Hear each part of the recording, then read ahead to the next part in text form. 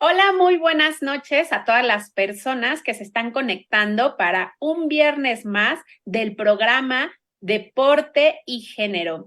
Recuerden que este programa, lo que le interesa a la Dirección General del Deporte Universitario es reflexionar en torno a algunos cuestionamientos desde una perspectiva de género, a veces desde el ámbito del deporte, pero si nos han seguido durante todo este mes de noviembre, estamos hablando desde rumbo al 25N, a este 25 de noviembre que ya se celebra el día de mañana. Y hemos estado platicando desde las cuestiones sociohistóricas, platicamos un poco de las hermanas Mirabal al principio del mes, todo este contexto económico, hablamos de la República Dominicana con este dictador de Rafael Trujillo, cómo fue el que mandó asesinar a estas tres hermanas y de ahí se conmemora el 25 de noviembre. También platicamos desde cómo es que algunas agrupaciones hacen acciones para mujeres que ya han sido violentadas,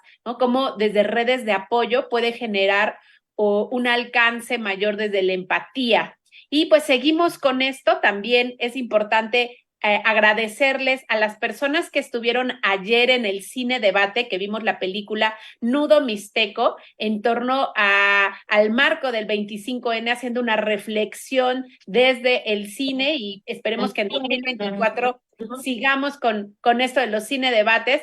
Y bueno, pues sigue noviembre, sigue pintado de naranja, sigue pintado de morado, y me da muchísimo gusto estar compartiendo el día de hoy en este programa con una mujer desde la docencia, desde la academia, que bueno, está aquí conmigo, que se llama Verónica Díaz de León, que ahorita les voy a decir una pequeña semblanza de ella, porque bueno, pues apenas tengo el gusto de conocerla, pero ya me intriga mucho platicar con ella, porque tiene mucha experiencia desde la academia y será un gusto dialogar con ella y más que nada escucharle todo lo que ha hecho, su conocimiento para compartir y generar diálogo y reflexión. Recuerden que el día de hoy el programa se llama Nosotras Libres, Acciones Sociales y Comunitarias. Y nuevamente le agradezco mucho a la doctora Verónica Díaz de León Bermúdez. Ella es miembro del Sistema Nacional de Investigadores, doctora en filosofía, con más de 15 años ejerciendo la docencia universitaria. Asimismo, es coordinadora de proyectos comerciales del chef Mariano Sandoval y productora ejecutiva en Alcam Films. Ha participado en diferentes congresos, los más recientes, el sexto Congreso Iberoamericano de Filosofía en la Universidad de Oporto, Portugal, la 23ª Semana de la Cultura Digital en la UAM Xochimilco, el 11º Congreso Internacional de Tecnología, Ciencia y Sociedad en la Universidad de Curitiba, Brasil, la 7ª Jornada Internacional de Hermenéutica en la Universidad de Buenos Aires, el Mondiacult en la Ibero de Ciudad de México, el 4º Congreso de Investigadoras del Sistema Nacional de Investigadores y de Iberoamérica en la BOAP. Asimismo, cuenta con publicaciones nacionales y extranjeras, siendo la más reciente la coautoría del libro El desmontaje de la filosofía de la editorial Sicomoro de 2022. En 2019 y 2022 realizó una estancia de investigación como PDI en la Universidad de Barcelona. Es miembro de la Asociación de Epistemología de la Universidad Complutense de Madrid, la Asociación Filosófica de México, la Red de Mujeres Filósofas de América Latina y consejera externa en el Consejo Académico del Departamento de Filosofía de la Ibero de Ciudad de México. La verdad es que es un gran currículum, es un honor tenerte aquí, Verónica, que nos platiques, y muchísimas gracias por aceptar la invitación y estar en este programa de género y deporte de la Dirección General del Deporte Universitario. ¿Cómo estás, Verónica? Hola, ¿qué tal? Pues me da muchísimo gusto saludarles. Agradezco enormemente esta invitación. Me siento muy honrada. La verdad, para mí es un gran gusto poder compartir estas reflexiones y generar una interlocución entre cada una y cada uno de los asistentes. Así es, y bueno, pues me dará mucho gusto darte la palabra mientras voy a ir compartiendo la presentación que nos hiciste favor de tener para el día de hoy. Entonces, nada más voy a ver si ven ahí la pantalla completa. Solo avísenme. ¿Sí? ¿Sí la ves ahí, Vero? Yo sí la veo. Va. Bueno, entonces Yo ahí sí tú me la vas veo, sí. diciendo. Sí. Vale, pues mil gracias. Quiero iniciar compartiendo con ustedes el esquema de mi presentación y como lo están viendo en esta diapositiva y como ya Laura, pues poner a su consideración algunas reflexiones desde mi experiencia académica en torno a este tema que parecería ya debería ser algo de memoria, pero desafortunadamente pues cada vez tenemos más ejemplos del presente que nos ponen en manifiesto la urgencia de seguir denunciando y reflexionando sobre el escenario de la violencia que se ejerce hacia las mujeres, hacia las vidas femeninas. Y me parece que, bueno, espacios como estos contribuyen justamente a que se dé luz a este tipo de situaciones. Quiero iniciar primero con una reflexión que emana de diversos contextos. El primero de ellos, un contexto que me siento muy haber podido experimentar, que es haber tenido la oportunidad de charlar con las doctoras Fina Vidulés y Laura Llevadot de la Universidad de Barcelona, quienes ellas pues me abrieron el panorama en torno a un tipo de feminismo que me parece necesario y muy pertinente dado el signo de nuestros tiempos, y que justamente me llevó a reflexionar sobre algo que ha sido importante, pero que me parece hay que cuestionarnos. Y es justamente la narrativa en torno a las denominadas olas del feminismo. ¿Podemos pasar, por favor, a la siguiente?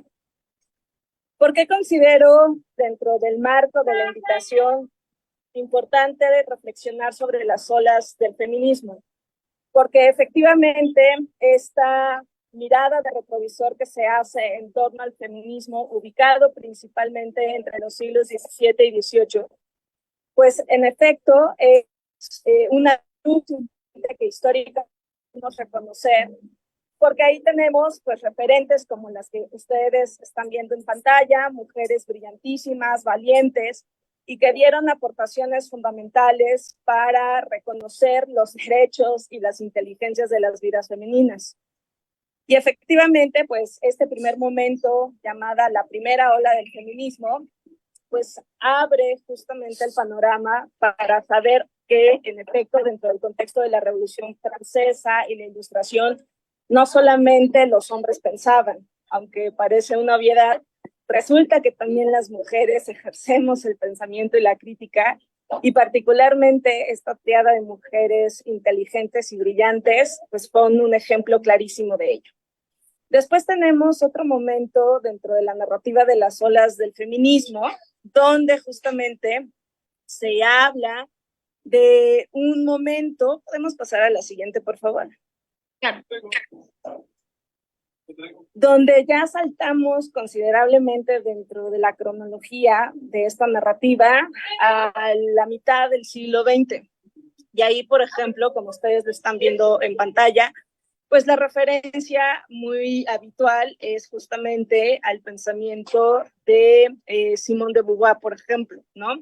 ¿Por qué? Pues porque es una pensadora que en efecto a través de la idea de la liberación del cuerpo femenino, del derecho a ejercer de la mejor manera que nos plazca nuestra sexualidad, pero también de posicionarnos como seres intelectuales capaces de dialogar con los hombres, pues efectivamente hicieron que la segunda ola del feminismo se caracterizara justamente por este tipo de narrativas, como lo estoy dibujando, en la cual pues las mujeres prioritariamente ejercen sus derechos sexuales, ¿no?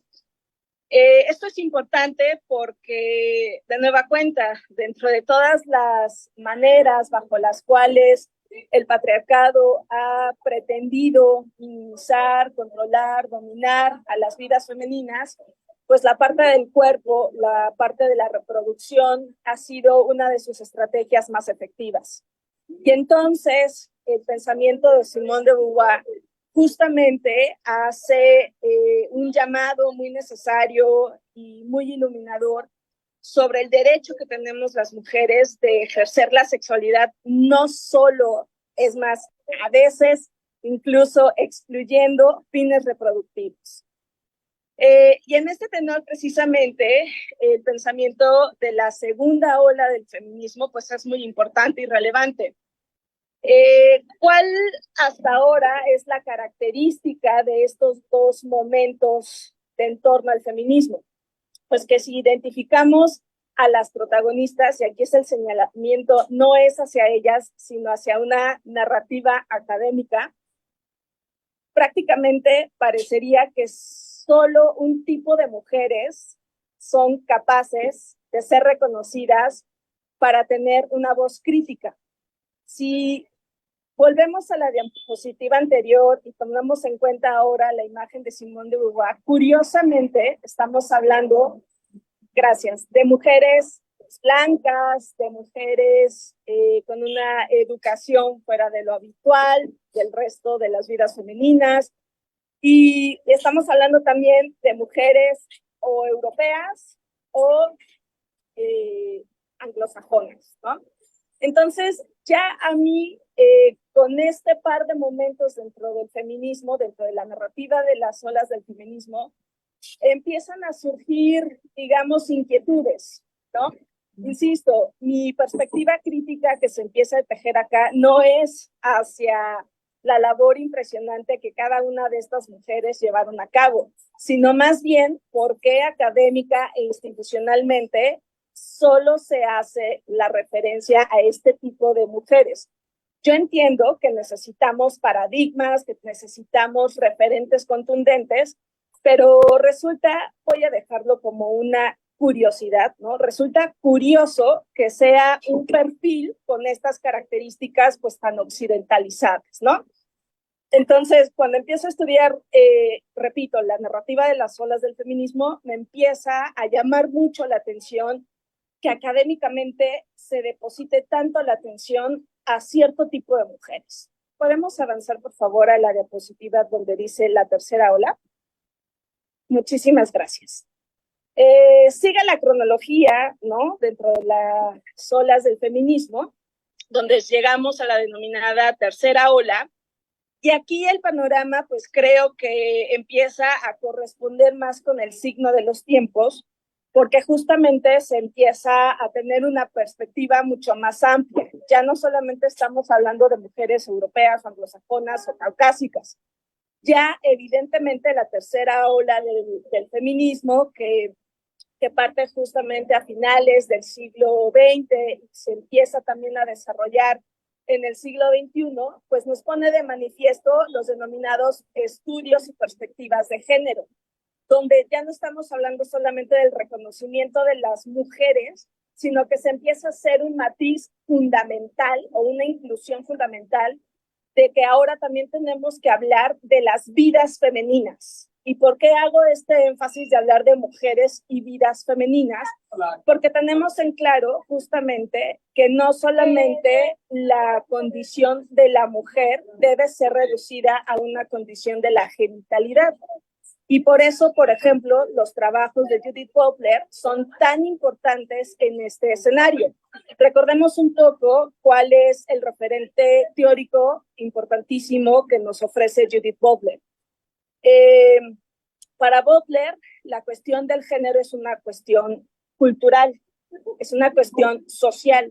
Y entonces, en sus tres grandes obras donde desarrolla este tema, que es El género en disputa, Cuerpos que importan y Deshacer el género, se da la tarea justamente de abrir el panorama de lo que significa ser mujer, y ser mujer, insisto, aunque puede hoy día a nuestro contexto resultar pues muy obvio y evidente, ser mujer no se va a reducir solamente a una condición de la genitalidad. Y en este tenor, entonces, los estudios y la perspectiva de género, pues resulta, digamos, una apertura que me parece muy importante. Pero de nueva cuenta, otro tema que me llama la atención, ¿no?, de esta denominada tercera ola del feminismo, es que de nueva cuenta parecería que solo reconoce también cierto tipo de seres humanos. Es decir, ¿qué pasaría, por ejemplo, con el tipo de...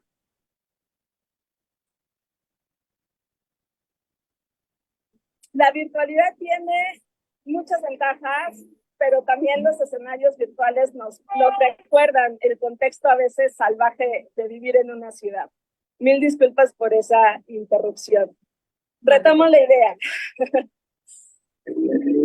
Retomo la idea, ¿no? Porque aunque es una perspectiva de la tercera ola del feminismo tan atractiva, porque resulta también una narrativa que no es del todo incluyente, porque parecería, por ejemplo, que hay vidas femeninas o mujeres que al estar en un contexto de raza, es decir, en un contexto de dominación racial, parecería que no tendrían mucha...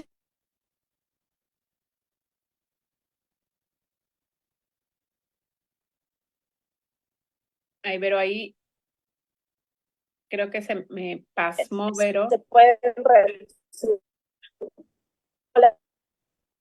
Ahí, Vero, si puedes retomar la idea, porque me parece que el internet también nos está jugando de las suyas. Si quieres apagar tu cámara y a lo mejor así se retoma un poquito mejor el audio. Yo le sigo escuchando muy, muy bien. Ahí, a ver. A ver, ahí, si quieres, Vero.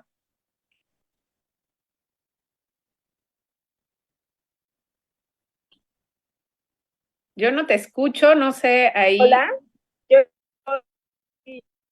creo escuchar. Yo te escucho un poquito cortada, no sé si soy yo o Ya me... ahí ya creo que regresaste. A ver.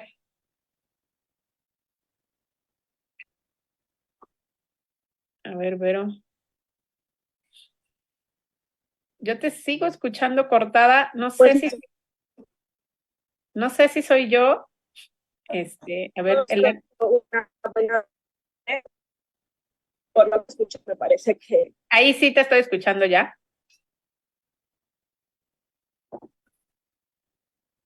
Bueno, ya no. Nada más quiero saber si soy yo, si comunicación me pudiera Ah, decir. perfecto. Ahí sí ya te escucho yo. Entonces, Perfecto.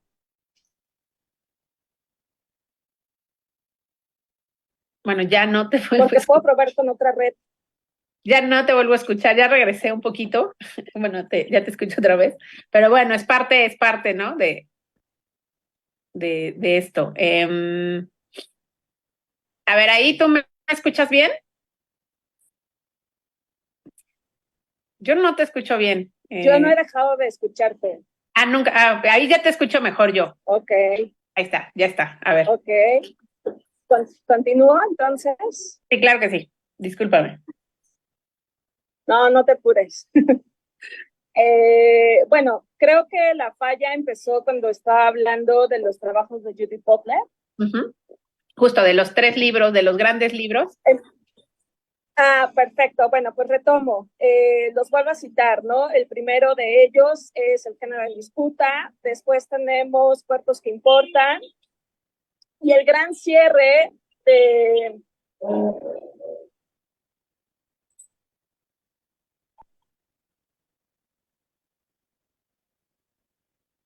Tenemos concierto.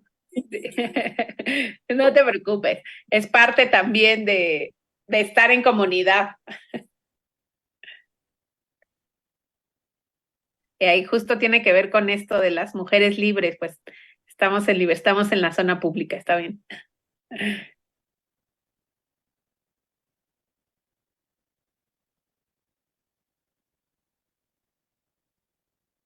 A ver, ahí, pero creo que,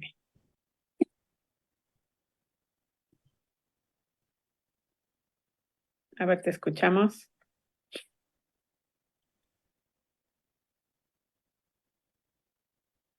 Ahí yo te dejé de escuchar, pero no sé si lo tienes apagado.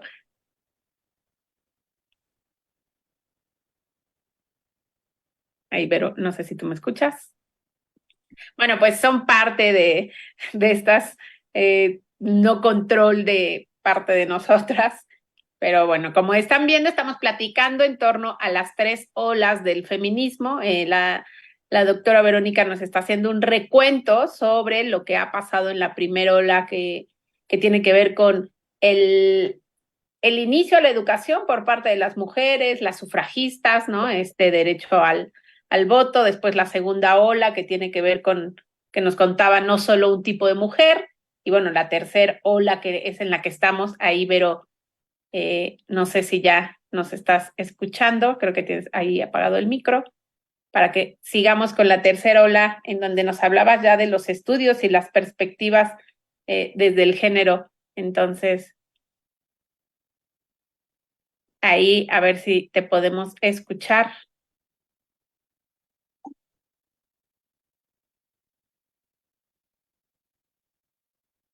Ok, me parece que hay un poquito de ruido donde está Vero y va a esperar unos segundos para poder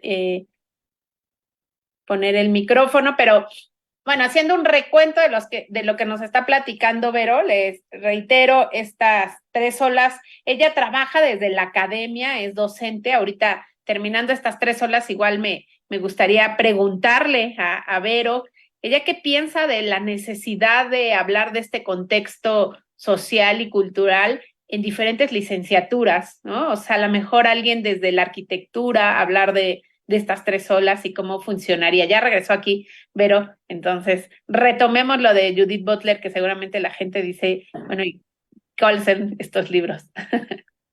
Mil gracias. Pues sí, tuvimos ahí un pequeño concierto citadino, pero ya terminó.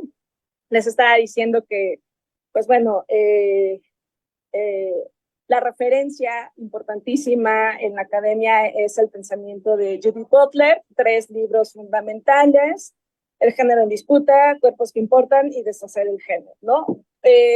Por más obvio que ahora, o por más cercano, yo diría mejor, que pueda resultar la gran conclusión de esta triada de la obra de Butler, es que las condiciones de lo masculino y lo femenino, es decir, de qué te hace mujer o qué te hace hombre o qué te hace ninguna de estas dos opciones socialmente impuestas, pues no es la genitalidad, ¿no? Se nos dice ser mujer, sobre todo en cuestiones culturales y sociales, atendiendo cierta imagen, atendiendo cierto comportamiento, atendiendo incluso cierta manera de pensar, y todo eso, repito, va más allá de una condición genital, ¿no? Entonces, se ha naturalizado lo que tiene una respuesta social. Esa sería como la gran aportación, yo diría, que puede englobar esta obra de Butler, ¿no? Las tres que he mencionado. Entonces, bueno, les decía que, pues, en efecto, esta tercera ola del feminismo a finales del siglo XX, pues es una aportación sumamente crucial, porque nos pone en el escenario que en efecto hay muchas formas de ser, y que no todas se reducen ni a lo masculino ni a lo femenino, y mucho menos a una condición de tus órganos reproductivos, ¿no? Que el género es una condición, es un constructo cultural y social. Y esto me parece que es una apertura importante a reconocer otras maneras de ser. Sin embargo, me parece que sigue siendo todavía una narrativa demasiado occidentalizada, porque pienso, por ejemplo, si dentro de la experiencia vital y cosmológica de una mujer indígena, aún incluso el que se le diga que su ser femenino responde a condicionamientos sociales, efectivamente ella entiende lo social como nosotras occidentalizadas lo estamos entendiendo, ¿no? Entonces, todavía me parece que resulta complicado decir que satisfactoriamente, en términos teóricos, respondemos justo a esta tendencia de suponer que hay una sola manera de concebir lo femenino, lo masculino, etc. Pasamos a la denominada cuarta ola. ¿Me puedes ayudar a la siguiente, por favor? Muchísimas gracias, ¿no? Y entonces aquí ya estamos pues muy dentro de los escenarios digitales, donde efectivamente pues la parte de la comunicación en las redes sociales ha sido fundamental. Movimientos, recordemos como Me Too o Amiga, yo sí te creo, fueron fundamentales para hacer una serie de denuncias en torno a muchos abusos y a muchas violencias que se ejercen hacia las vidas femeninas. Esto es muy importante porque en efecto la difusión de estas denuncias se lograron más allá de lo institucional, ¿no? Y esto es fundamental porque a veces la institución, pues evidentemente es muy violenta hacia las mujeres y las vidas femeninas que nos hemos atrevido a hacer alguna denuncia de algún tipo de violencia, ¿de acuerdo? Entonces, las redes sociales efectivamente lograron abrir esta posibilidad de que las vidas femeninas tengamos mayor confianza en expresar algo y que, bueno, desafortunadamente, aunque esto resulta en cierto sentido de gran alivio por el hecho de poder expresar algo que nos ha descolocado, sistemáticamente se genera pues una serie de desacreditaciones sobre la legitimidad de este tipo de denuncias, ¿no? Me parece que más allá de que tengamos la aceptación de una sensatez sobre el tipo de denuncias que se hacen y lo fidedignas que suelen ser o no dentro de las redes sociales, me parece que nos estamos saltando una reflexión mucho más importante. ¿Por qué ponemos siempre a sospecha la palabra de una vida femenina inmediatamente cuando eso es justo pues una manera de mantener el propio sistema violentador hacia las vidas femeninas, ¿no? Es decir, ¿por qué no generamos más bien estructuras de seguridad para garantizar que ese tipo de contenido que se expresa en las redes sociales, sea de denuncia o de cualquier otra categoría, sea efectivamente legítimo, pero por qué la preocupación sobre la autenticidad de lo que se expresa en las redes sociales empieza a surgir a partir de este tipo de denuncias?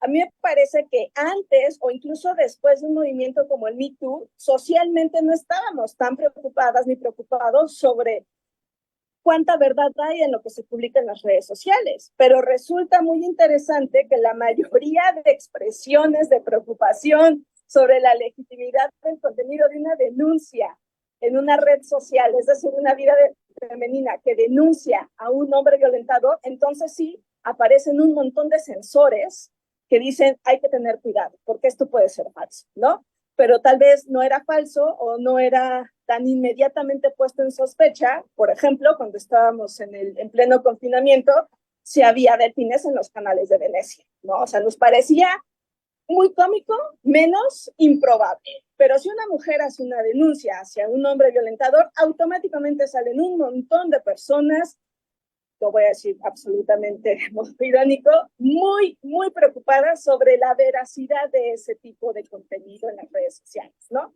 Entonces, creo que ahí sistemáticamente tenemos una evidencia de que cuando se trata de la emancipación y la seguridad de una vida femenina, tenemos todo en contra para que esto no sea aceptado ni difundido, ¿no? Ahora, Oye, pero una pregunta.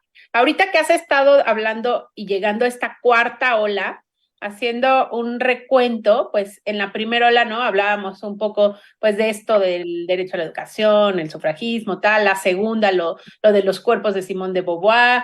La tercera, ya en torno a Judith Butler. Y esta cuarta me genera una pregunta, porque un poco hablando de la comunidad, ya esta ola tiene que ver ya con esta red de apoyo en donde la cuarta ola tiene un impulso desde una red, ¿no? De comunidad. ¿Por qué crees que se dio hasta la cuarta ola? Por esta seguridad de las mujeres de entre más colectivo es más fuerte, entre o simplemente es porque así surgió, o por qué crees que ahora se hable más de colectivo y no tanto de estas personas aisladas, ¿no? No quiere decir que no tuvieran gente que las apoyara, pero porque pensábamos, bueno, en torno a esto del programa de pues mujeres libres y las acciones en comunidad y en cuestiones sociales y grupos a veces pesan más, es lo que pensábamos las personas que hacemos este programa. Entonces, ¿tú qué piensas de ello? Muchísimas gracias por esta pregunta. Me parece necesaria y pertinente que la pongamos en el escenario. Yo no voy a idealizar tampoco el contenido de, de esto en el sentido de que nos da mucha más seguridad, porque desafortunadamente también hay casos de mujeres que se atrevieron a hacer la denuncia y que fueron violentadas en términos de todos los comentarios negativos que empezaron a recibir a partir de que se dieron el valor de hacer este tipo de denuncias, ¿no? ¿A qué responde que de manera mucho más comunitaria, como tú lo estabas compartiendo, ya se dan más este tipo de denuncias? Yo creo que responde justamente a todos esos antecedentes de mujeres valientes que nos enseñaron y nos federaron que las vidas sumisas y controladas por el patriarcado cada vez deben ser menos, pero que ahora justamente por el crecimiento de la población de vidas femeninas a nivel mundial y por el acceso a las redes sociales se nota más.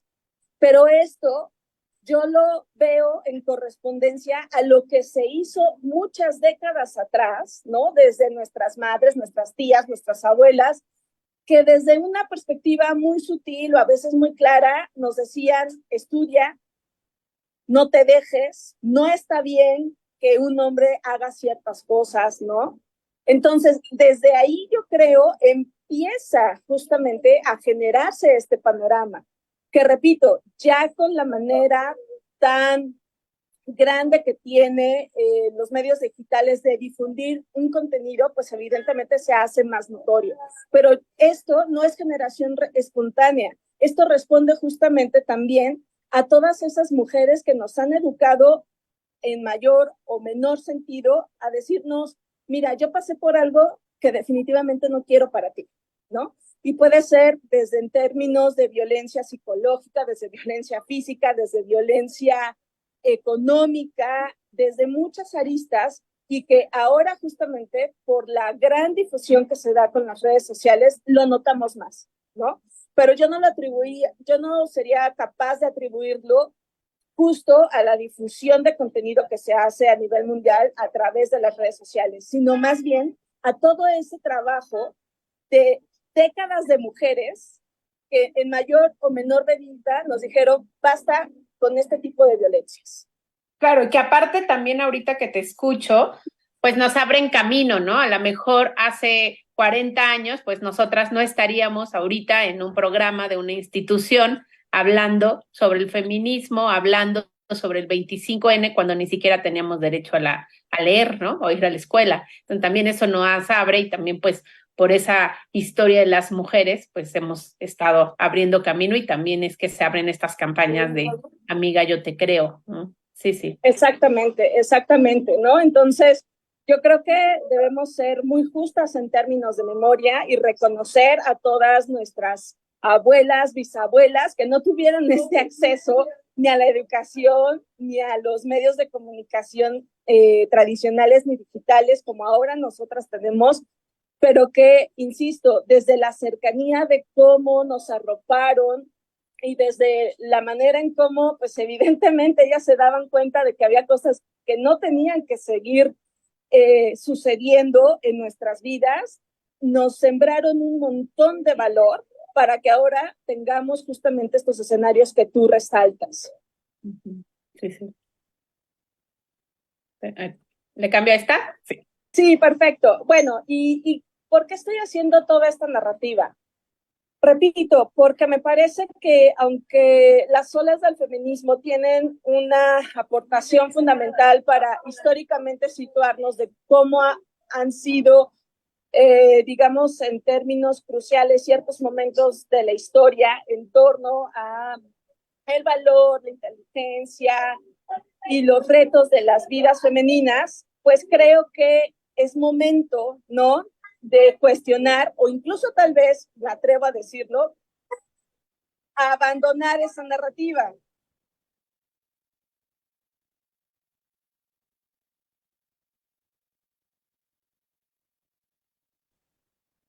Porque me atrevería a decir, las olas del feminismo fueron muy importantes, pero eso, tenemos que empezar a gestar otros ecosistemas.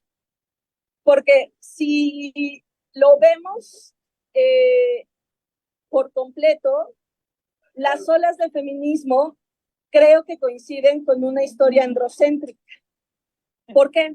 Resulta interesante, por ejemplo, que en la primera ola del feminismo se habla de ella en el mismo contexto histórico donde se dio la denominada Revolución Francesa, donde los hombres decidieron ya emanciparse del dominio de la monarquía, ¿no? Y entonces parecería que los hombres empezaron a inspirar a las mujeres y claro, también las mujeres levantaron la mano y dijeron, ay, pues yo también me quiero sumar, ¿no? O qué curioso, ¿no? Que en la segunda ola del feminismo, y aquí voy a hacer una pausa, ojo, no estoy diciendo que estas mujeres actuaron bajo esa perspectiva.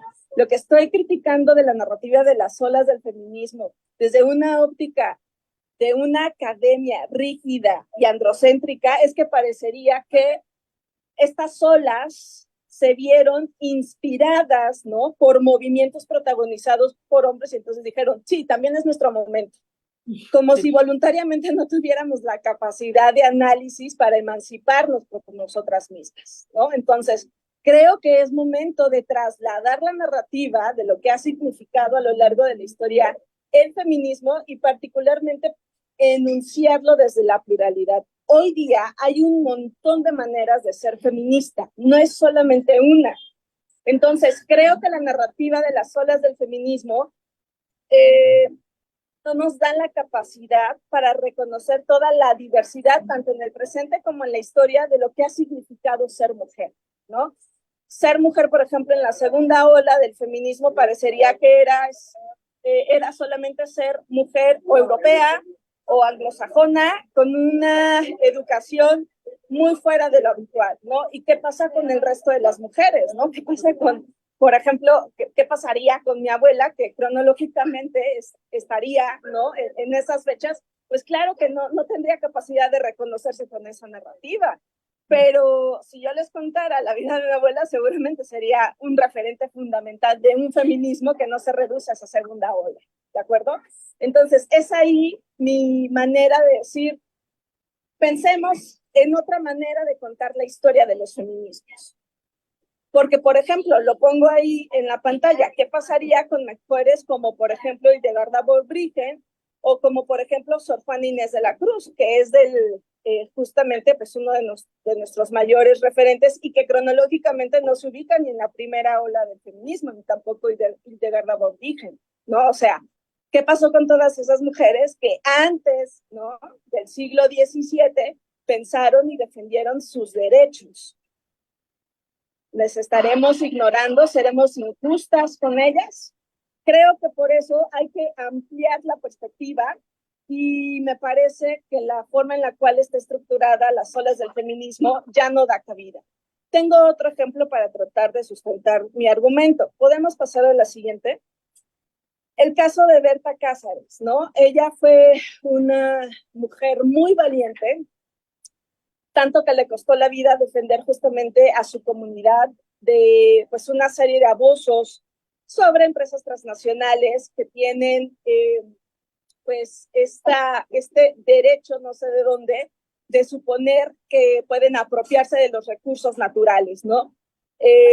Tal cual, Berta Cáceres, perdón, usó el cuerpo para defender a su comunidad y le costó la vida, ¿no? Y lo hizo in situ y lo hizo directamente con su comunidad sin postear, sin subir ni una sola historia en Instagram, sin poner ni un solo tweet, etcétera, ¿no? Entonces, esta mujer de finales del siglo XX, tan valiente, tan comprometida con su comunidad, y que si seguimos propiamente la estructura, por ejemplo, de la cuarta ola del feminismo, pues tampoco sería posible reconocerle en ella, ¿no? Porque su activismo no estuvo en redes sociales, su activismo estuvo directamente en su comunidad, ¿no? Entonces, eso es lo que a mí me inquieta de la narrativa de las olas del feminismo. Claro, ¿y cuántas historias no se quedan ahí, no?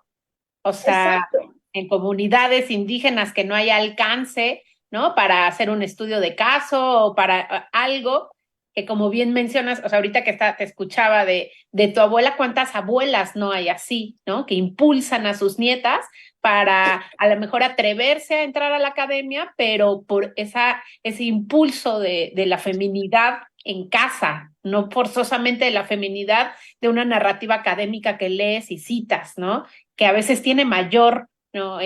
Poder hacia ti, a veces no lo sé, pero qué interesante, porque yo no conocía, por ejemplo, a Berta Cáceres y a las demás sí, ¿no? De las que has hablado, como, o sea, ese es, ahorita que me hace el clic, ¿no? De lo que estás diciendo totalmente, porque te creas al fin y al cabo una historia del feminismo con un poco cuadrada, sin ver estos matices que te llevan a otro tipo de reflexión. así es. Te agradezco mucho que lo estés enfatizando, porque mi intención, insisto, no es decir ya a la estante de la biblioteca a empolvarse los libros que hablan de las olas del feminismo. No, más bien es reconocemos lo importante que ha sido esta narrativa, pero también reconocemos que por el signo de nuestros tiempos ya no es posible mantenerla. Hay que ampliar la perspectiva, hay que ampliar la memoria, hay que ampliar la historia de lo que son y han sido los feminismos. Pasamos, por favor, a la siguiente.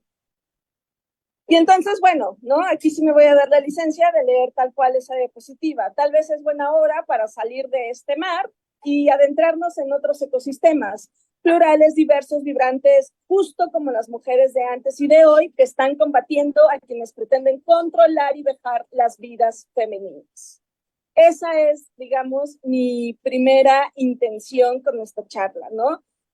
Reconsideremos la pertinencia de seguir suponiendo que la historia del feminismo es adecuadamente narrada a través de las olas y más bien revisemos críticamente que tiene muchos asegúnes y que más vale empezar a construir nuestra propia narrativa.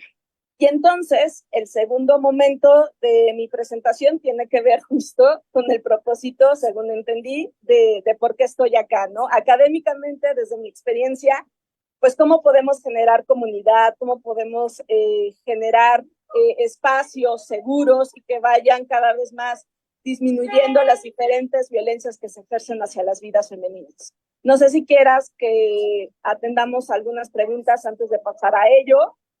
No, si quieres nos vamos directo porque ya tenemos un poquito corto el tiempo, entonces prefiero que nos vayamos para que no te quede ahí cortado. Cualquier cosa ya las escribimos después ya que acabe el programa. Perfecto, mil gracias, Ana Laura. Pues justo, ¿no? Hablaba en el siguiente momento de la presentación con esta imagen que ya, por favor, podemos verla.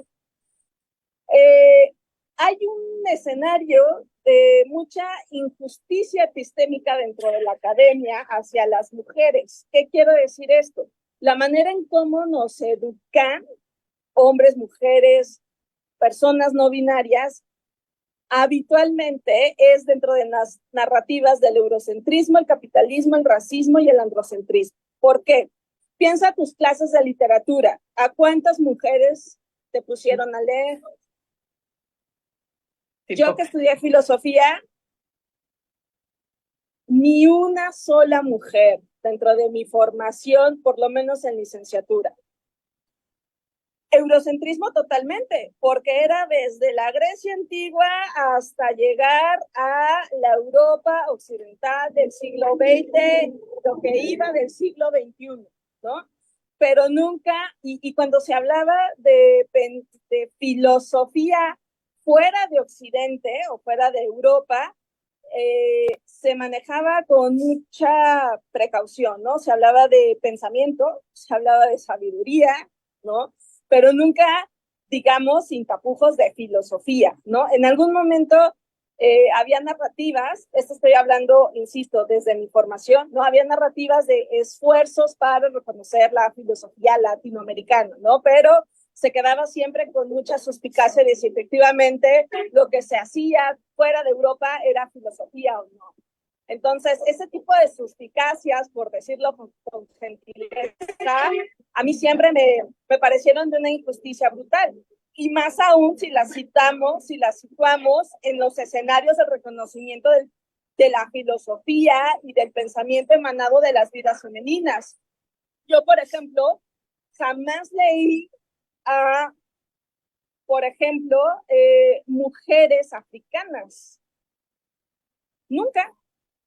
Hasta que llegué al doctorado. Y te digo, a partir de la experiencia de esta estancia de investigación, donde les agradezco muchísimo a las doctoras Fina Virulés y Laura Llevado, que me abrieron la perspectiva. Pero estaba tan tradicional mi formación que jamás me hablaron justamente de otro tipo de filosofías.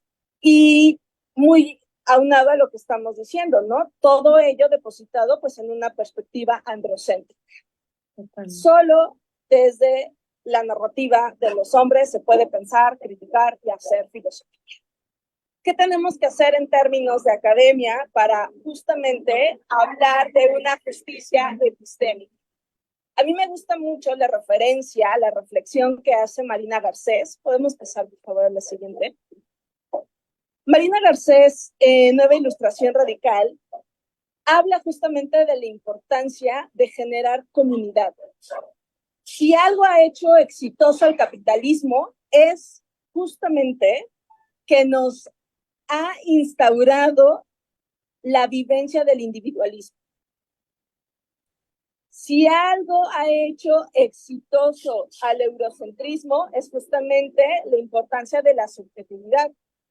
Si algo ha hecho exitoso al racismo es precisamente el valor de un solo hombre y no de su comunidad. Entonces, en Nueva Ilustración Radical, lo que presenta Marina Garcés es una reflexión donde en primera instancia nos hace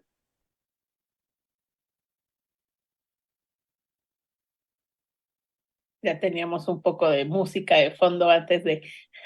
Sí, no quiero estereotipar, pero me parece que a lo mejor una vida masculina se ha estado incomodando con todo esto y me quiere hacer callar con su peculiar sonido de claxon. El punto acá es que justamente la tesis de Marina Garcés es que si queremos ir desenterrando las narrativas eurocéntricas, las narrativas capitalistas, las narrativas patriarcales, sí, solo sí, es a partir de la noción de la comunidad situada en el presente. ¿Por qué en el presente? Porque es el arrojo total de la presencia. Uno de los grandes males que ha causado el capitalismo, nos dice Marina Garcés, es habernos arrebatado el futuro. Y no me quiero poner aquí catastrofista, pero los últimos escenarios de colapso climático que estamos viviendo, tanto en nuestro país como en el mundo, nos dan evidencia de eso. El futuro, pues, cada vez cuesta más proyectarlo, ¿no? Marina Garcés es muy clara, ya nos han arrebatado el futuro. ¿Qué queda entonces? Es situarnos realmente en el presente. ¿Y cómo se logra eso? Otorgar y arrojando claramente tu presencia en cada una de tus relaciones para hacer efectivamente una comunidad en la cual, pues evidentemente las relaciones donde las vidas son superiores e inferiores no existen, porque una comunidad no es posible si tú tienes una perspectiva de jerarquización de las vidas humanas. Entonces, la tesis rápidamente expuesta de Nueva Ilustración Radical es precisamente hacer de manera efectiva una comunidad situada en el presente, en lo que ahora demanda justamente tener la posibilidad de compartir tu presencia con cada una, cada uno de los seres humanos con los cuales tú compartes.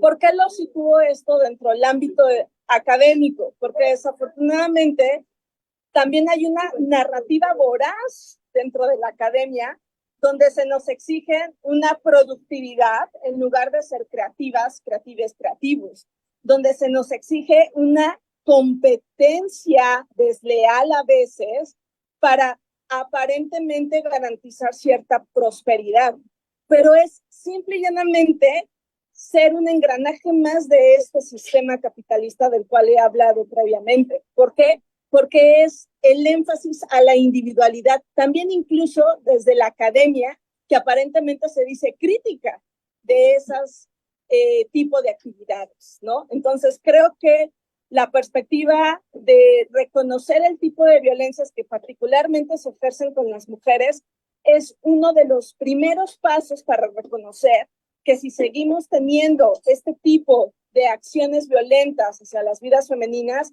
es porque tenemos en claro que son totalmente convenientes para seguir manteniendo el sistema individualista.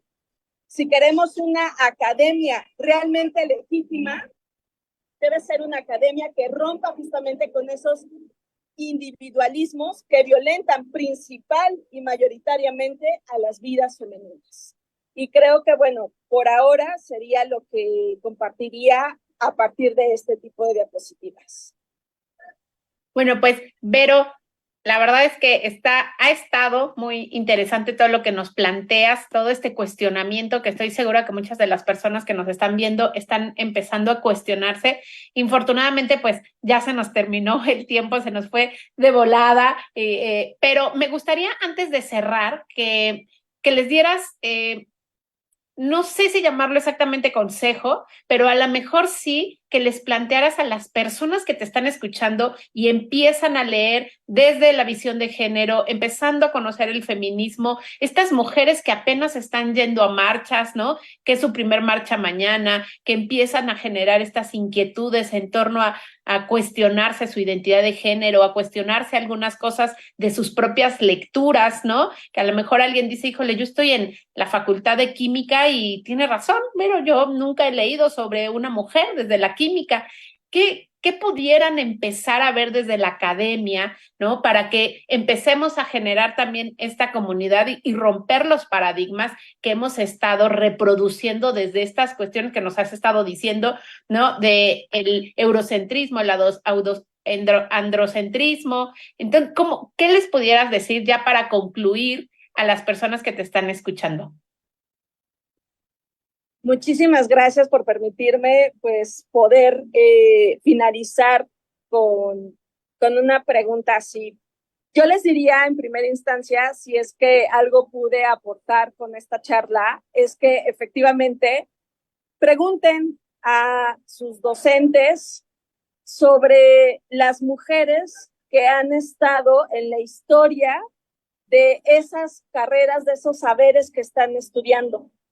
Y si no saben, entonces, porque yo creo que la formación académica es un ejercicio de corresponsabilidad, pidan a sus docentes que la siguiente clase sean ustedes las que vayan y en 15, 20 minutos, o si les regalan la clase completa, hablen justamente de una mujer que haya protagonizado justamente un momento crucial dentro de los saberes que están adquiriendo, sea derecho, sea química, medicina, lo que sea.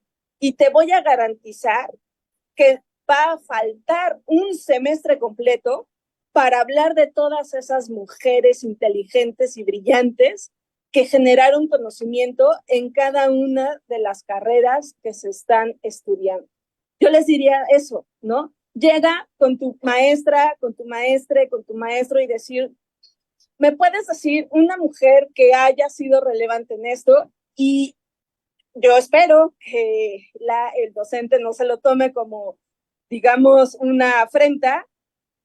Si expresa conocimiento sobre ello, que mejor. Y si no, entonces tú como estudiante decir, por favor, regálame la siguiente clase porque yo quiero venir a hablar de una o muchas mujeres importantes en esto de lo cual nos estamos formando. Ahí está la tarea, ¿no? Para las personas que nos están escuchando y que eso también nos abre caminos y nos abre otras visiones y amplía y enriquece el conocimiento, ¿no? No siempre hablar de lo mismo y generar un análisis nada más en una línea. Siempre dar un poco de problematización creo que es fundamental y más en la academia. Pues te agradezco muchísimo, Vero, la verdad, por todo este análisis, por toda esta charla, este conocimiento, este cuestionamiento, ¿no? Que al menos a mí me deja mucho que pensar, que reflexionar. Y la intención también es lo que aprendemos aquí, llevarlo a la mesa, llevarlo con nuestros familiares y empezar a cuestionarnos y no nada más generar pues esto de calladita y sentadita en el aula, no, sino más bien desde la voz, desde la incomodidad, a veces lo que incomoda tiene que ver porque te resuena y podemos transformar y esa es la intención que queremos así hacer desde estos espacios de diálogo que tenemos un tiempecito en un viernes y te agradezco mucho, Vero, por hacer esto y darte un espacio por todo tu conocimiento adquirido. Gracias a ustedes, de verdad, lo he disfrutado mucho. Y bueno, pues las personas que están aquí no se olviden, el próximo viernes nos vemos también en Género y Deporte y nuevamente le agradecemos a la doctora Verónica Díaz de León por haber compartido esta gran noche y pues nos vemos hasta la próxima. Vero, muchísimas gracias nuevamente y bueno, pues hasta la próxima.